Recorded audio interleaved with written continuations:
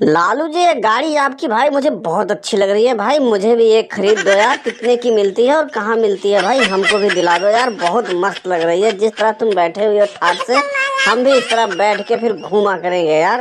अरे डोनलवा बुड़बक, ये हमारी भैंसिया है, हम इसको घास चराने लाए हैं भाई, और कुछ नहीं है, कोई गाड़ी नहीं है। इस पे तो हम बैठते हैं क्योंकि हमारी ये बहुत प्यारी भैंसिया है, ये हमें बिठा लेती है अपने ऊपर। तो साला बुड़बक का बुड़बक ही रहेगा। लालू जी, गुस्सा मत होया करो। हमें नहीं पता थे ये भैंसिया है। ये चारा खा के क्या करती है? अरे डोनलवा बुड़बक, ये भैंसिया दूध देती है, इसी का दूध पी पी कर तो हम इतने बड़े हुए हैं, इसीलिए हम इसको घास चराने ले आते हैं।